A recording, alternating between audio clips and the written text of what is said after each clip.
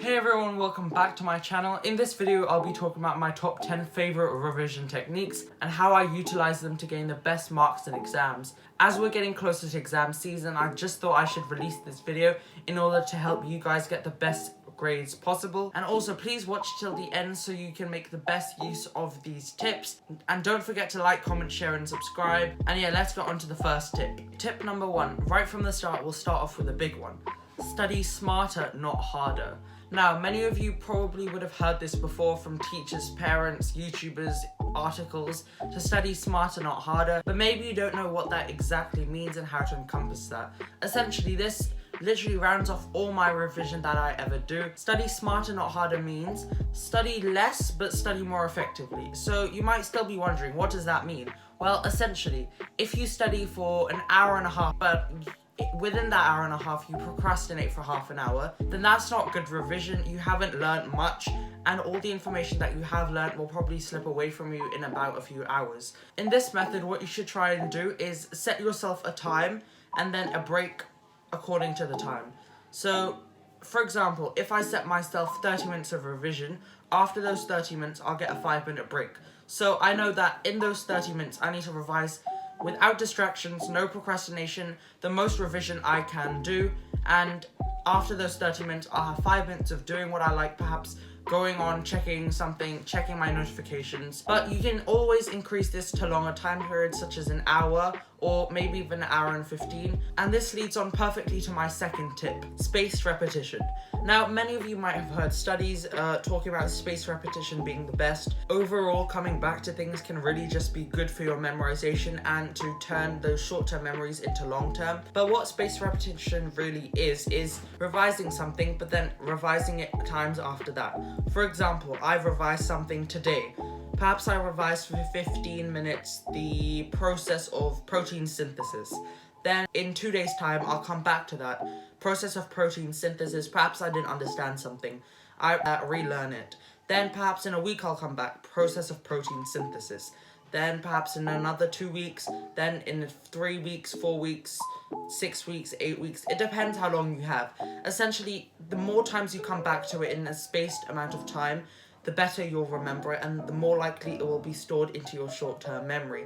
That's why I feel spaced repetition is really good, is a really good technique. So if you do have the time to do that, if you aren't a crammer, which not many of us are, it's a very good technique that I strongly urge you to utilize in your future revision. So moving on to tip number 3, self-quizzing, self-testing, all that good stuff. I, for a long time, didn't really do this, and I regret not doing this in the past, as I now know it really does help my revision. So essentially what I mean by self-quizzing and self-testing, many of you might already know. For example, past papers, making up questions for yourself to do later in the evening perhaps. So I really do regret not having used past papers or doing test questions in the past. If you're in year 7, 8 or even 9 at this point, it's really good if you are doing this, or if you're not, I urge you to start doing this, as it's good for your long-term studying and long-term revision practices, such as for GCSE or A-level. If you are in year 10 or year 11 and you don't really use practice papers, do not worry, you still have a bit of time to do so, and when you do, you'll see a huge improvement in your revision. Tip number 4, use mind maps, flashcards, all that good stuff. They're a much better alternative to copying out your notes constantly. So essentially with flashcards, you can make them in any way. You can paraphrase, summarize, and write that on a flashcard. What mind maps do is exactly the same thing. So many of you will have made mind maps in school for perhaps subjects such as history, geography. As you've used them in school, you probably have some knowledge about them already. You write the main thing that you want to know about in the center, then some subtopics coming out from that, and then some more broader topics coming out from that. It's a good technique to splurge out all the information that you remember and see how much you remember versus how much you don't. So tip number 5, reconsider multitasking. Multitasking has always been portrayed to us as some sort of effective technique to solve all your problems. You can do multiple things at once, not really worry about not getting things done. But recently, studies have shown that actually working on something singularly is better than working on many things at once, as it just helps you concentrate more and understand that topic more. So I strongly, if you do multitask, urge you to reconsider. Try and just focus on one thing at a time. So perhaps you do have multiple things to do. Plan what you have to do in advance, what times you want to do it, as that will help you even more just focus on one thing at one time. Then also perhaps prioritize what you need to revise. Okay, tip number 7, we're on to tip number 7 of 10, plan your revision. Now, it doesn't have to be a full-blown revision timetable. I personally absolutely hate revision timetables. I have another thing against them, So now what I do is just write down all the revision I want to get done for that day. Essentially a bit like a to-do list. So I'll show you an example. As you can see, on the 15th of April, I have the topics done. 16th of April, I've written down what I need to do. 17th, 18th, and then the 19th I'm going to do. I generally revise in 5 period days, so write down what I need to do for 5 days in advance. So as you can see, I haven't planned it to certain times. So it's not like, oh, at 7 o'clock, 7 o'clock in the morning, I want to wake up, do maths. Or 8 o'clock, I want to shower. 9 o'clock, I want to have breakfast. Sure, if you want to do that, go ahead and do it. But for me, it just gives me anxiety. Perhaps it's the half term. I'm tired, I don't really want to get up at 7. And I oversleep. And then I wake up at, let's say, 9 and I'm like, oh no, I've just missed 2 hours of my whole schedule. It really just doesn't help me to spend my time worrying about that. So instead, I just write down what I need to do for the day, do everything else just generally on my own time, and then revise when I have the time. So generally, I revise in the afternoon to the evenings, and that's the time I revise the best. Hey everybody, sorry about this. This is editor me. The next few tips are in the wrong order. So they are still tips, but I've numbered them wrong.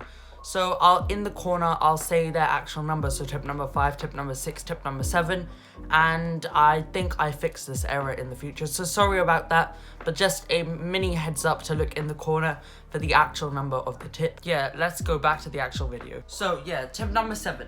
Watch YouTube videos on things that you don't really understand. YouTube is a really nice resource, and we're so lucky to have it in this digital age. I highly recommend using it for studying as well as perhaps entertainment. For example, for maths, I really recommend ClIcKbAiTeD, or for science, freesciencelessons.org.com. I'll link some more in the description, so feel free to check them out.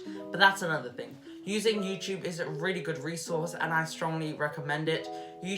So you're watching this video on YouTube, and if you are, you definitely have an internet connection or a device of some sort. So really try and use YouTube to the best of your advantage, even when studying. If you don't understand something, try and search it up. This goes the same with Google. Just try and search it up. Try and understand a concept yourself. Teach yourself. Something we really have been doing in quarantine. Tip number 8. This is the tip I think you'll like. Reward yourself. After all that revision, you don't want to just be stuck around just revising the entire day. Obviously, human beings, we need social interaction. We also want to do other things. Maybe you like video games, or you're writing something, or you want to draw, play Call of Duty, Minecraft, whatever you want to do. Go ahead and do it. Give yourself that time. As well as study breaks, that 5-minute break. You don't really have much time to do things in that time. So perhaps once every 2 weeks, once every week, give yourself a day where you don't revise at all, providing you have done a lot of revision before. And in that day, you do what you like, go on a nice walk, perhaps with your family. It really does help, and it will just keep you mentally happy. It will keep you in a positive mindset, which is something they always talk about in school. Never thought I'd be talking about it, but yeah, rewarding yourself really does help, and it certainly will make you want to revise more, because you'll know, oh, after a week of revision, I have a day where I can look forward to having fun, going out, and perhaps kind of plan this thing with your family. So you can do it either on a set day every week, or perhaps in the half term you're going out somewhere. For example, during the heat wave in summer, we went out to the park, and it was really nice that day not having studied. Life isn't all about revision and studying. There are other things in your life to do. You can go out and have fun. It really is good for you. So yeah, don't keep yourself inside studying all the time. Go out, have fun, maybe talk to your friends, whatever you want to do. And I strongly urge you to do it. So yeah, that was tip number 8. Reward yourself. It really does help. Okay, so on the concept of rewards, I'm gonna go back onto actual breaks in revision sessions. So with breaks in revision sessions, you perhaps if you revise for 30 minutes, you have a 5-minute break, or if you revise for an hour, a 10-minute break. something similar what you should do is in those 5 minutes, don't go ahead and plan whatever. Go grab yourself a snack, get water. If you've planned in advance, you don't have to plan what you're gonna do before. Perhaps set things up in advance as well, so you can just grab them when you're done with your break.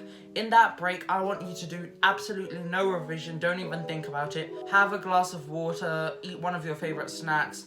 Maybe in that break you have dinner, perhaps. Take sufficient breaks. I don't want you to wear yourself out and overwork yourself. And something I didn't really understand is in breaks I used to also kind of plan my revision. Stop that. It's a break. It's not anything to do with studying. It's a break.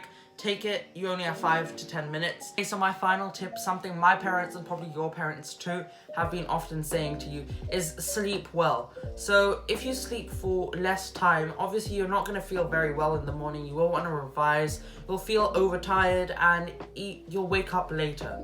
So I do generally sleep later because I'm kind of a night owl.